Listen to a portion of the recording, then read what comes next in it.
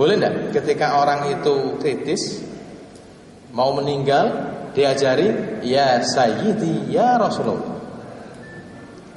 Ini bacaan syirik. Dalam Islam tidak ada anjuran memanggil Rasulullah, itu tidak ada. Yang dianjurkan apa? Bersolawat. Wahai Tuanku Rasulullah, ketika sakit memanggil wahai Tuanku Rasulullah sama dengan dia minta kesembuhan dari Rasulullah. Inilah tipis dan halusnya kesyirikan. Bayangkan, ya. Ketika Rasulullah masih hidup dihormati dengan berdiri, tidak mau. Ketika beliau tidak ada amalan ketika bersolawat semuanya berdiri. Ini kesyirikan. Nabi mengatakan apa? La tatruni kama tartana Ibnu Maryam. Jangan kalian berlebihan memuji aku sebagaimana orang berlebihan memuji Isa anak Maryam. Ketika masih hidup dihormati dengan berdiri, orangnya disamakan dengan orang yang menyembah Isa. Sekarang gak ada beliau, gak ada tuntunannya, gak ada perintahnya. Ketika berselawat berdiri semua. Inilah kesyirikan. Hati-hati. Ya, ini dihilangkan terus. Dihilangkan semua. Benda-benda tolak bala, sikap, akik, raja, ya, hilangkan. Nabi mengatakan barang siapa menggantungkan benda tolak bala, maka Allah membiarkan nasibnya. Maka sungguh dia telah syirik, kata Nabi. Satu benda tolak bala. Jadi di diri kita, rumah kita harus hilang. Belum dari keyakinannya. Keyakinan yang tentang apa? Weton misalkan. No. Atau langsung ya primbon Jawa. Ini harus hilang dalam pemikiran kita, keyakinan kita, keluarga kita. Lah ini juga bisa sekali memudahkan setan itu merasuk ke dalam tubuh dan keluarga kita. Terakhir kemarin kita ruqyah di Husada Utama. Ya, kita prihatin sekali ada ikhwah dari Kalimantan, asli Ponorogo. Sakit tidak bisa jalan, kakinya seperti kesetrum, perempuan. Ya, akhwat. Ketika kita tanya, Bu, apa punya titisan kejawen? Mbah saya Ustaz, sampai sekarang masih dukun. Ya, cucunya tidak ikut-ikut. Maaf ya, cucunya ini aktivis dakwah, keluar masuk Kalimantan, ya, di Husada Utama. Ya, dan Allah lebih mencintainya dengan memanggilnya akhirnya. Ya, jadi mulai sakit begini lumpuh sampai ke atas. Kita terapi ternyata reaksi ada kerasukan. Bayangkan, aktivis dakwah, ya, kerasukan dan meninggal. Kira-kira 2 atau 3 bulan yang lalu. Itu. Jadi kerasukan ini luas sekali kalau dijelaskan, ya. Sehingga yang pertama harus kita cegah adalah tidak adanya kesyirikan di dalam diri kita atau keluarga kita. Ya. Sehingga Rasulullah mengajarkan apa? Ke dalam ke kita untuk supaya kita tidak terkena kesyirikan. Apa doanya Mas? Allahumma inni a'udzubika min an nusyrika bika syai'an na'lamu wa nastaghfiruka lima la na'lamu. Setelah Nabi mengatakan bahwa takutlah kepada syirik karena syirik itu lebih halus dari langkah semut, maka setelah itu Rasulullah mengajarkan doanya yang terbaca tadi. Ya, jadi menghilangkan kesyirikan. Baru setelah itu baru yang lain, ya. Kita jaga ketakwaan iman kita, menghindari amal-amalan yang bid'ah. Ya, amal-amalan yang bukan tuntunan. Kelihatannya puasa, tapi puasanya puasa dukun. Apa puasa dukun itu? Puasa mutih, puasa geni, puasa ngerowot, ya, puasa weton dan lain-lain. Wah, ini cepat sekali kena penyakit atau kerasukan. Ya, ini harus dihindari. Dan juga melakukan zikir-zikir yang salah. Ini menyebabkan bisa adanya gampangnya kerasukan merasuk dalam diri kita. Ya, rasukan.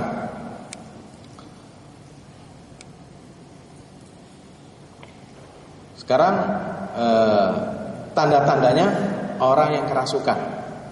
Ya. Jadi insya Allah pencegahannya secara umum, ya, pencegahannya secara umum kita jaga ketauhidan, jaga iman kita, jaga ibadah kita. Tadi insya Allah sudah disebutkan banyak oleh Ustaz Nawawi, ya. Pencegahannya sama insya Allah, ya. Sekarang tanda-tandanya orang yang kerasukan. ya. Jadi Rasulullah pernah bersabda, inna syaitana yahduru inna syaitana yajri min babdi adama majrad dam. Sesungguhnya setan itu berjalan pada manusia di mana? Di darahnya. Jadi jin atau setan dari bahasa jin itu, ya, itu di tubuh kita sebenarnya, di pembuluh darah kita. Rasulullah menyebutkan begitu. Ya, jadi mimab ni adama mencerda. Jadi berjalan di pembuluh darah, di aliran darah. Ya. Terus Rasul mengatakan, wa ini khasitu ayyaktifa fi qulubihim syai'a. Yang sangat aku khawatirkan setan itu menyusup dalam hati manusia, membisikkan sesuatu. Nah, bisikan-bisikan inilah berbentuk gangguan. Nunda-nunda sholat, ya, berbuat sia-sia, apalagi maksiat. Ini dari sini kan? Ya, kesalahan dibenarkan oleh hati kita itu dari setan semua. Di sini. Ini nggak bisa diruqyah semuanya. Oleh ruqyah juga kadang-kadang kalah sama setan. Si beruqyah itu menang terus. Oh, belum tentu. Kadang disalib uang ya ngamuk nang dalannya. Dikempot uang sih nguber ya. Nah, manusiawi kan. Jangan dikira beruqyah itu sempurna kalau iso enggak bisa, kadang-kadang juga kalah. Ya. Ya, efeknya memang dalam ruqyah ya kadang-kadang mereka bisa membalas. Dalam gangguan-gangguan fisik juga ada, ya itu. Jika tanda-tanda orang yang kerasukan, ya, tanda-tandanya, tanda-tanda kejiwaan, ya, secara psikis sebenarnya. Jadi tanda-tandanya adalah malas beribadah, terutama sholat, berat sekali, ya. Malas beribadah atau ada keinginan kuat untuk ibadah tapi berat sekali untuk melaksanakannya, ya. Hilangnya gairah hidup dan mudah putus asa, ya. Merasa nyaman dalam kemaksiatan atau dalam kesemramutan kegelapan, ya. Ragu-ragu dalam segala hal. Muncul sifat lupa berlebihan secara tiba-tiba. Terus sering merasa merinding, ya, merasa dingin atau panas, atau rasa aneh, ya, di tubuhnya secara tiba-tiba. Ini tanda-tanda secara kejiwaan. Tidak nyaman bila membaca atau mendengar Al-Quran atau azan. Tidak nyaman. Semari azan mana? Cepet deh. Ya. Emosi tidak terkendali. Buruk sangka membabi buta. Juga merasa diawasi atau merasa diperbincangkan oleh orang sekitarnya. Inilah ya. Jadi bahasa Nawawi tadi. Merasa ada bisikan di hati seperti suara sendiri atau nyata di telinga. Ya. Penulis buku ini Ustadz dari Yaman, mungkin sudah mendengar ya, Ustadz saya juga. Beliau pakar ruqyah memang di Jawa Timur, ya. Dari beberapa peruqyah, tokoh-tokoh ruqyah yang saya datangi, menurut saya beliau dalam sekali pemahaman ilmu ruqyahnya, ya, gitu. Atau rasa sumpek, bingung dan terasing, ya, itu salah satu contoh tanda-tanda secara jiwa atau kejiwaan, ya, psikisnya. Ketika tanda-tanda kerasukan, tapi tidak mutlak loh ya, tidak mutlak. Terus tanda-tanda waktu tidur, banyak tidur, muncul rasa kantuk tak tertahankan pada jam tertentu, jam kuliah, bolos terus. Insomnia atau sulit tidur. Insomnia ini baru saja ada ibu-ibu di Auri, istri perwira, ya. 2 bulan full nggak bisa tidur, full, ya.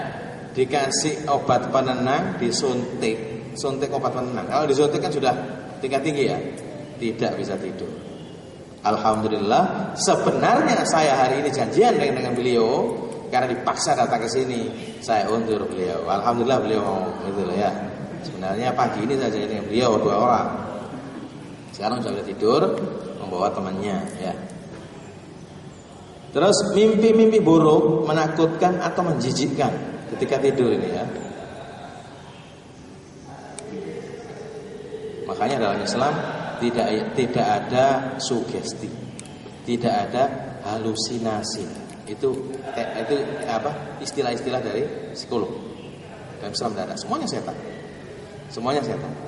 Dan itu sudah kita buktikan di dunia medis dan dunia psikolog ya. Alhamdulillah banyak psikolog-psikolog yang mau menerima. Bahkan ruqyah pernah dijadikan uji materi. Pernah.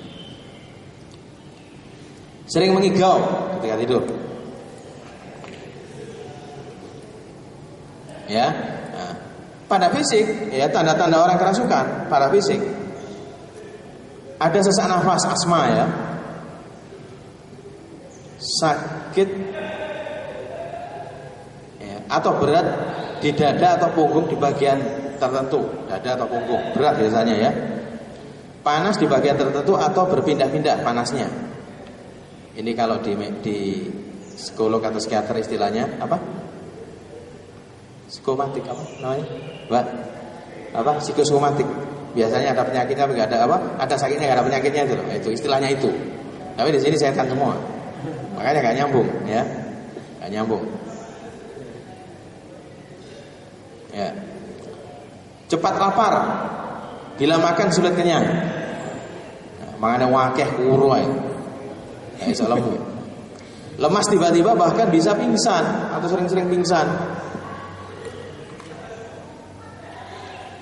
Atau terucap kata-kata di luar kendali diri ya, jadi kalau berteman itu sering menyinggung tapi nggak merasa, akhirnya apa? Nggak punya teman, apalagi pacar. Iya, kayak kenean ya itu. Jadi ada kata-kata yang dia nggak sadar gampang menyinggung.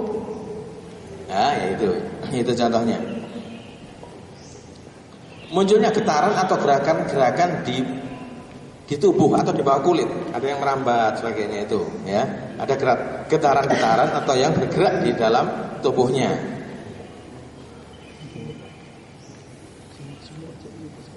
Punggung ya, bahu atau kepala merasa ditusuk-tusuk benda tajam atau jarum ya, itu tanda-tandanya juga ya. Kulit terasa tebal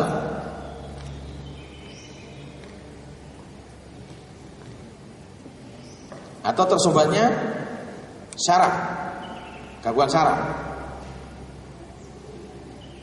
Nah, bisa melihat makhluk atau benda gaib atau indera keenam tadi ya kan masuk di sini. Itu bukan psikologi, tapi kerasukan, tanda-tanda kerasukan.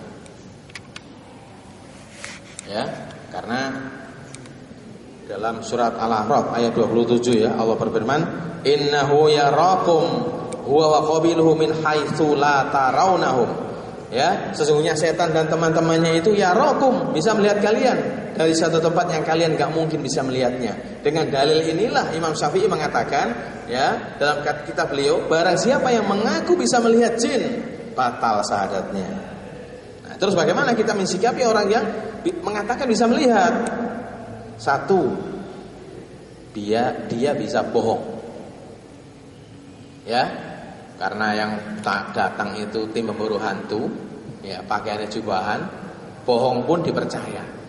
Sehingga kalau dia mengatakan bisa melihat jin, kemungkinan dia bisa bohong.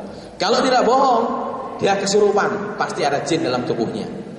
Ya, yang ketiga, kalau dia bisa melihat, dia bisa kesurupan atau diganggu dia. Ya, jadi misalkan ada melihat sekelebatan gitu ya.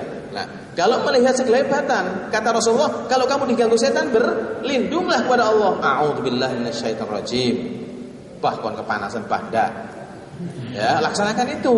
Bukan terus kompromi. Kata Ustaz siapa? Nawawi tadi jinni. Ya, kalau kita manusiawi, kita ini merasa jinni. Ya, kasihan pada jin. Nah, Rasulullah mengatakan kalau kamu diganggu setan, berlindunglah kepada Allah. Kenapa? Karena orang yang bisa melihat sekelebatan bayangan itu bahaya kalau tidak berlindung. Banyak kasus-kasus ya. Kemarin di RKZ malam ya, di RKZ kita datangi. 2 bulan badannya panas, 2 bulan tidak bisa makan. 1 sendok masuk, 1 perut keluar. Jadi berapa? Bukan 2 bulan ya, 4 bulan. Nah, jadi hidupnya dari infus. Cukup kita tanya, Bu, sebelum sakit apa yang terjadi? Saya melihat bayangan anak kecil di villa saya di Lawang. Oh sudah. Kalau dari pertanyaan dijawab itu kan kalau dokter yang pengalaman, oh ya sudah. Ya, kita buatkan racian terapinya karena dia kena air, kena pandangan mata jin. Ya, kita terapkan terapinya, ya. Kita percikkan di mukanya air itu. Ya, mutah-mutah, teriak-teriak sampai suster RKS itu lari. Ada apa? Begitu tahu kalau di terapi ruqyah, lari lagi tapi balik. Takut. Ya, karena wanita tadi sampai juling matanya, mutah-mutah teriak-teriak itu.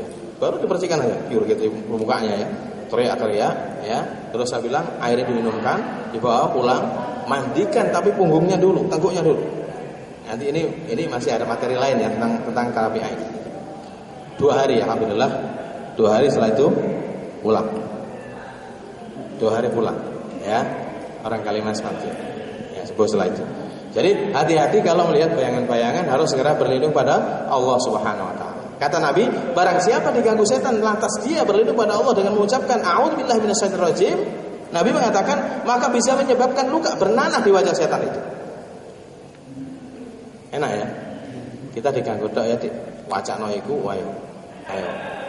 Ya, kita cuma diganggu, dia resikonya kehilangan wajah. Nek Ci Joko gak payu rapi deh. Kalau ya, ayo, ya. Tapi kita nggak boleh dengan ini nantang saya. Undi setan. Aku juga golek tempat-tempat angker. Ayo ini oh nah. Ya, ya. Tekan iblis tadi kaya. Ya. Nanti kata no bose sampai nanti. Dalam Islam kaidahnya tidak boleh mencari-cari musuh, tidak boleh. Tidak boleh nantang-nantang, tidak boleh. Kita harus tawadhu, yakin yang kuat hanya Allah SWT. Kita bisa karena Allah SWT. Kita kuat karena Allah SWT. Ya, tuh. Terus gangguan yang lain ya, apa tadi?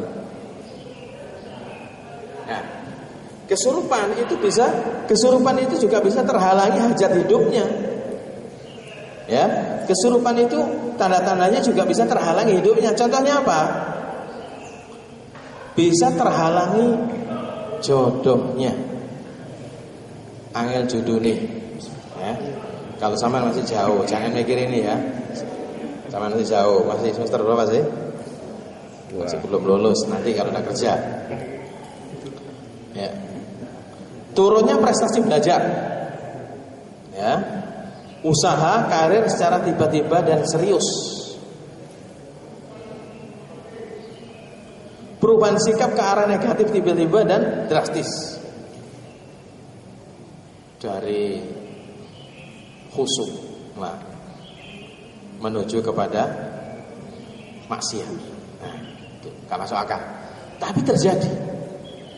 Ini bisa-bisa karena kerasukan. Malas berlebihan bila di tempat kerja atau usaha. Ya.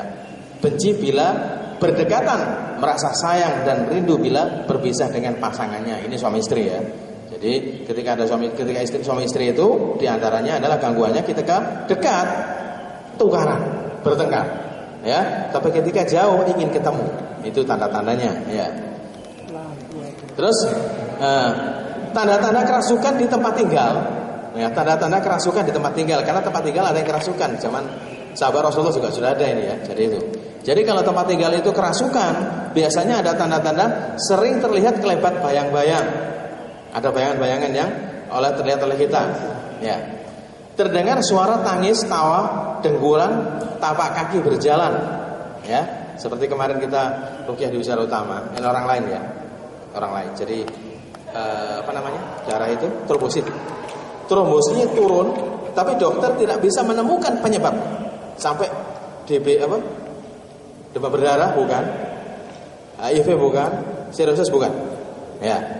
Ketika kita baca Al-Quran, kita baca ayat kursi, teriak luar biasa, sampai yang sebelahnya mau pindah. Ya, itu saya pindah. Setelah itu setelah kita ruqyah, kita ingatkan, Bu, nanti barangkali ada suara langkah di atas, ya, di lantai, di atap, atau ada ledakan. Cepat baca ayat kursi, karena ini kasusnya sihir, ya. Ternyata betul ada suara tapak kaki di atas. Padahal sebenarnya nggak mungkin bisa. Karena apa? Busara utama itu tebal, nggak mungkin bahwa kedengaran atas sebenarnya bawah, nggak mungkin. Itu terdengar oleh keluarganya. Dan ada ledakan di samping jendelanya. Nah, setelah kita ruqyah, alhamdulillah 2 minggu setelah itu dia bisa tidur sebagainya. Setelah ada ledakan itu, ya, parah lagi sampai tidak tertolong. Ya, itu bisa terjadi adanya suara langkah-langkah, ya, atau ini. Terus adanya penampakan, kehilangan harta benda, kehilangan uang, ya, di rumah. Berpindahnya orang tidur atau barang-barang dari tempatnya. Ada bercak darah di lantai atau di dinding. Bau kotoran manusia atau bau busuk seperti kain basah. Muncul bau harum saat tertentu. Banyak tikus secara tiba-tiba, ya, dan pergi tiba-tiba. Terdengar dinding dipukul-pukul. Ya, ini tanda-tandanya rumah yang kerasukan. Jadi tikus itu bisa dijadikan tanda. Loh, masa? Iya. Kenapa? Karena Rasulullah pernah mengatakan, boleh jadi tikus itu dirasuki setan untuk mengganggu kalian. Maka ketika ada tikus yang agresif, makan kabel, sepeda motor, listrik, bahkan gigit orangnya, loh, termasuk rumah itu dalam kerasukannya. Itu bisa bikin penyakit dalam keluarga dan lain sebagainya. Ya, karena tikus itu hewan yang dianjurkan dibunuh oleh Rasulullah bersama anjing hitam dan ular. Makanya menonton film Tom and Jerry itu haram. Ada 70.000, ya, umatku yang masuk surga tanpa hisab, kecuali yang pernah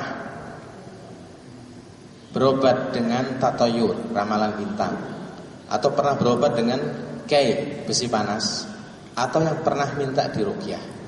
Ya, ini.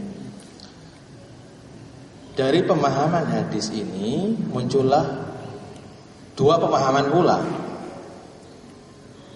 bahwa di sini Rasulullah menjelaskan yang pernah minta diruqyah, ya. Sehingga saya tidak memasukkan penjelasan ini dalam 2 perbedaan, ya. Cuma saya bisa untuk mengajak supaya menimbang manfaat dan mudaratnya, ya. Kalau saya punya pemahaman bahwa yang dimaksud, ya, dilarang meminta ruqyah di sini adalah dimaksud ruqyah yang syirkiyah. Karena Rasulullah pernah mengatakan la ba'sa bir ruqa malam yakun fi syirkan. Tidak apa-apa ruqyah itu selama tidak mengandung kesyirikan. Itu kalau pemahaman saya. Ya. Kan di situ enggak ada dijelaskan kesyirikan. Tapi kan ada hadis lain yang juga tidak dijelaskan kesyirikan, Nabi juga mengatakan ruqyah. Ya, sesungguhnya ruqyah mantra, ya, jampi-jampi, ya, dan itu adalah kesyirikan. Nabi juga menyebutkan ruqyah tanpa adanya syariah. Apakah di sini yang dimaksud adalah juga dilarang secara umum? Tidak. Nah, ini pemahaman saya. Terus kalau ditimbang secara manfaat mudarat, bagaimana bahayanya kalau seorang itu kena sihir, ya, sehingga dia tidak berani mendatangi klinik ruqyah atau peruqyah untuk minta bantuan di ruqyah, padahal dia sendiri gak mungkin mampu bisa untuk meruqyah dirinya sendiri. Sehingga boleh kalau ada yang mengajak dia. Loh, apa bedanya? Gitu. Tapi ini polemik memang, ini perbedaan. Tapi alhamdulillah, ya, dari yang saya baca buku-buku dari ulama Saudi, ya, jarang sekali membahas masalah ini, memang jarang. Bahkan berita terakhir ada Imam Masjid Al Haram yang membolehkan membuat klinik-klinik atau tempat-tempat ruqyah. Ada salah satu imam Masjidil Haram yang membolehkan membuat tempat-tempat terapi pengobatan dengan ruqyah. Itu, ya. Jadi saya menimbang di sini, kapan ketika Rasulullah mengatakan, ya, ketika Rasulullah mengatakan sebaik-baik ruqyah adalah meruqyah dirinya sendiri. Itu iya betul. Sebaik-baik ruqyah adalah meruqyah diri sendiri. Itu ketika kapan? Ketika untuk preventif, menjaga, penjagaan. Tapi pada suatu saat Rasulullah juga berkali-kali mengatakan ruqyah dia, obati dia. Kok gak mengatakan kamu ruqyah sendiri? Lebih baik enggak. Pada suatu saat Auf bin Malik suruh meruqyah sebagainya, sahabat saya suruh meruqyah. Ya, apa maksudnya? Ketika dia butuh bantuan untuk diruqyah. Karena orang tadi nggak mungkin bisa untuk menterapi dirinya sendiri, sehingga sekarang pun harus bisa menempatkan dari sini. Ketika untuk tindakan preventif, sebaiknya memang ruqyah sendiri. Tapi ketika ada gangguan, yang orang itu tidak mampu untuk meruqyah dirinya sendiri, lebih baik minta bantuan orang yang berpengalaman, karena pengobatan ini butuh pengalaman. Ya, butuh pengalaman. Itu jawabannya ya. Jadi memang secara pemahaman sampai hari ini masih ada dua pemahaman itu, sehingga orang ada yang punya pemahaman enggak mau minta ruqyah karena takut tadi. Ya, itu. Yang kedua apa tadi? Anjing hitam ya. Jadi memang ada hadis yang Rasul menjelaskan bahwa anjing hitam itu adalah setan, diperintahkan membunuh kita. Ya memang penjelasannya seperti itu. Ya, untuk penjelasan lebih lanjut ya bisa dilihat dari kitab sarahnya ya, dari itu. Untuk masalah anjing secara umum banyak hadisnya, bahkan Rasulullah melarang kita memelihara anjing kecuali untuk menjaga gudang atau harta. Kata Rasulullah, barang siapa yang memelihara anjing bukan karena untuk menjaga harta, maka pahalanya dikurangi tiap hari. Ini itu anjing, makanya ya, saya bilang Tom and Jerry itu haram. Ya, kucing ini kesayangan Rasulullah dilecehkan sama Yahudi. Film Yahudi itu. Jangan boleh anak kita lihat film itu. Nah, ya, yang kedua tadi istihadah. Ya. Jadi Rasulullah mengatakan bahwa wanita istihadah itu dari setan. Maksudnya apa? Memang dipecahkan pembuluh darahnya supaya ibadahnya kacau. Itu penyakit dari setan. Ya. Terkait masalah kelainan hormon dari sisi medis pemahaman begitu, ya itu sah saja. Tapi Rasulullah mengatakan itu dari setan. Kan juga setan bisa mengacaukan hormon juga bisa. Bukan murni alur dari ketidakseimbangan tubuh sebagainya, bukan hanya itu. Tapi ini faktor setan dulu kita bahas. Karena Rasulullah menjelaskan seperti itu. Maka ketika kita punya pemahaman seperti itu, insya Allah sunnah, nyunnah ya, mengikuti Rasulullah. Baru setelah itu ke pemahaman hormon, organ sebagainya. Ya. Yang ketiga tadi apa? Oh, ain. Wah ini. Jadi untuk penyakit ain ya, memang Rasulullah pernah bersabda bahwa sesungguhnya penyakit ain ini benar adanya, ya, benar adanya dan bisa menyebabkan kematian. Seandainya ada sesuatu yang bisa mendahului takdir kata Rasulullah, maka ain ini bisa mendahuluinya. Paham ya? Seandainya ada sesuatu yang bisa mendahului takdir, maka ain ini bisa mendahuluinya. Contoh misalkan saya bicara tentang yang lagi apa? Yang lagi memprihatinkan berita kita Ustadz Uji. Contohnya Ustadz Uji ini kan pinter, bagus ya, saya senang dengan beliau. Ya, ilmu agamanya, bacaannya fasih, ya, dan juga ceramahnya bisa menghipnotis, bisa menyihir, bisa membuat orang paham. Fisiknya bagus, ya Mbak, ya, fisiknya bagus. Ketika sering dipuji orang jamaah-jamaah itu bukan sayang Ustaz Uji sebenarnya. Ya, itu bisa malah bikin jatuh kemarin itu gara-gara pujian. Itu kan takdir. Oh, iya memang takdir. Tapi Rasulullah pernah mengatakan kalian telah membunuh saudara kalian. Kok Rasulullah gak mengatakan ya sudah takdir, jangan dibahas? Enggak. Penyebabnya boleh dibahas supaya tidak terulang dalam kejadian-kejadian buruk lainnya. Rasulullah pernah ada sahabat yang meninggal gara-gara salah fatwa, ya. Sahabat dimarahi sama Rasulullah. Kalian telah membunuh saudara kalian. Kok bukan? Oh sudah takdir, enggak. Nah, jadi boleh membahas ini untuk apa? Untuk pelajaran kita bahwa memuji itu sebenarnya malah membahayakan yang dipuji. Makanya kita ini harus hati-hati karena pujian itu hanya milik Allah Subhanahu wa taala. Dan terapi-terapinya juga diajarkan. Silakan dibuka di internet nanti ya. Jadi memang benar adanya terapinya juga sudah diajarkan ya. Itu diawali oleh sahabat Sahal bin Hunayf yang mandi di Telaga Madinah, ya. Mandi di Telaga Madinah, akhirnya apa? Lewat Amir bin Rabi'ah. Nah, melihat saudaranya mandi kelihatan kulitnya ya, putih kan? Nah, Amir tadi itu keceplosan, putih sekali kulit mukanya, kulitnya perempuan. Nah, habis mandi dia pingsan. Nah, 3 hari Rasulullah akhirnya mendatangi Amir Sahal yang stroke tadi ya, yang nggak bisa bangun tadi habis mandi. Akhirnya Rasul menanyakan, apa kamu mengarahkan kecurigaanmu pada siapa? Sahal menyebut Amir bin Rabi'ah gitu loh. Ya, terus panggil Amir. Setelah Amir datang di hadapan Rasulullah, Nabi langsung mengatakan apa? Kenapa kamu tega membunuh saudaramu? Ucapanmu ditangkap setan untuk mencelakakan saudaramu. Muji loh ini pada, ya. Wih, putih kulitmu, ya. Kayak kulitnya bayi. Habis itu kulit wake. Bisa, dan tentu bukti nyata. Ya, hati-hati, itu ain. Dan juga bisa karena apa? Celaan, marah, ya, dan sebagainya. Itu dari ucapan bisa. Dan dari mata. Misalkan orang jualan, di sini jualan bakso, sana bakso. Ya. Yang sini punya dengki hatinya. Matanya melihat sana dengan kedengkian. Kata Nabi apa? Setan itu masuk melalui pandangan mata, kecepatannya melebihi udara masuk ruang hampa. Makanya kalau ada istilah dari mata turun ke hati, benar, sulit dilupakan. Ya, negatif ruqyah. Iya, ya, jadi itu. Jadi itu bisa terjadi, itu ain, ya. Nah, jadi yang lain ya, karena saya singkat karena mungkin waktunya terbatas ya. Yang lain tadi apa? Hah? Oh ya, tentang keluarga yang Aceh tadi ya. Ya.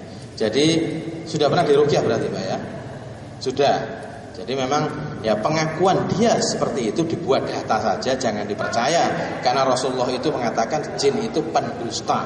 Jadi tidak boleh ruqyah itu langsung dipercaya semua informasi dari jin karena dia pendusta. Ya, akhirnya kalau dipercaya nanti bisa jadi fitnah. Nah itu. Terus bagaimana dengan bahaya janinnya? Ya banyak berdoa saja, banyak berdoa. Terus mengikuti tuntunan bagaimana Islam mengajarkan ketika orang itu hamil misalkan, insya Allah aman, ya insya Allah aman, karena dia bukan segala-galanya. Ketika kita sudah berdoa dengan maksimal, Nabi mengatakan doa syarul mukmin, doa itu adalah senjatanya orang beriman. Ya itu. Ya yang lain tadi apa? Oh ya, jadi anak kecil tadi ya. Ya. Jadi kenapa anak kecil itu sering katanya dari gondol, gombel sebagainya? Kok bisa begitu dan katanya kenapa ya?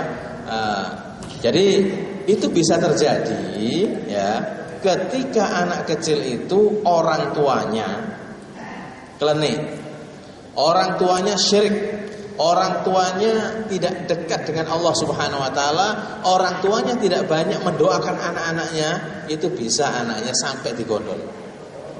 Dan juga di lingkungan itu biasanya ahli syirik. Sehingga setan kuat sekali dalam mendemonstrasikan kehebatannya. Paham ya? Jadi kuncinya itu, kalau lingkungan di sana itu ahli syirik, maka di wilayah itu setannya kuat. Apalagi keluarga itu jauh dari Allah SWT dan juga melaksanakan kesyirikan, maka setan tidak ada kekuatan lagi untuk menghalanginya, untuk melindunginya. Ya, karena anak kecil itu tergantung perlindungan dari orang tuanya. Rasulullah pernah mengatakan apa? Awidu anfusakum wa nisaakum wa auladakum. Doalah kalian, istri kalian dan anak-anak kalian. Ya. Nah, jadi alhamdulillah dengan izin Allah Subhanahu wa taala, ya. Itu bisa terjaga. Terus yang terakhir tadi tentang masalah kedokteran, ilmu kedokteran. Jadi ruqyah insya Allah tidak bertentangan, atau pengobatan Nabi tidak bertentangan dengan ilmu kedokteran Islam. Ya, kedokteran sekarang ini belum bisa dikatakan ilmu kedokteran Islam karena masih banyak bertentangan dengan Islam. Berarti tidak boleh, boleh, tapi hati-hati. Ya, contohnya begini, sama sakit panas ke dokter. Seperti saya kemarin ketika habis pergi umroh diajak seorang dokter, saya panas dan saya mau batuk rasanya. Iki nek gak dikasih antibiotik batukin. Karena saya banyak undangan, terpaksa saya SMS, "Dok, saya ini antibiotiknya apa?" Di SMS, beli saya. Ya, beli. Setelah itu saya tahu, wah, kapsulnya berwarna dan elastis, babi ini. Nah, ini maksud saya banyak sekali yang bertentangan. Dari farmasinya bertentangan. Banyak, gak ada batasan. Batasan halal haram gak ada di sana. Ya, dari itu.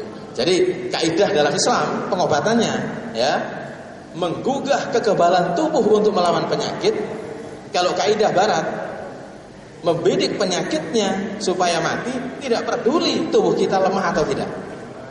Contohnya antibiotik misalkan, atau kemo sebagainya, itu menyebabkan tubuh lemah. Akhirnya apa? Penyakitnya makin kuat. Gitu ya. Tapi juga boleh ketika memang darurat. Sakit sekali kalau sama nggak ngombe Ponsan, biasa kuliah ya, ujian, boleh nggak apa-apa. Tapi hati-hati dengan kapsul yang elastis dan berwarna itu dari babi, dan itu sudah dibenarkan oleh para medis. Gimana Pak darurat? Oh enggak Pak, punya saya ini dari sapi bisa, ya kan? Yang bahasa udah itu kan nggak berwarna kan? Itu dari sapi. Nah, ya jadi itu Pak. Jadi kalau dikaitkan dengan pengobatan medis ya tidak bertentangan sebenarnya, dan tetap pengobatan Quran nomor 1 ya. Jadi sebelum ke rumah sakit obati dulu dengan Al-Quran sendiri boleh, nggak masalah. Pegang yang sakit Al-Fatihah atau dengan air ditiupkan boleh. Kenapa? Karena nanti justru ke dokter atau ke medis itu syifa, penawar, akan mudah penyembuhannya kalau kita sudah diawali dengan Al-Quran. Paham ya? Jadi jangan terus keliru. Obat dulu kemudian Quran dulu baru yang lain. Nanti yang lain akan mudah dalam daya sembuhnya dibandingkan orang yang tidak menggunakan Al-Quran. Ya, cukup.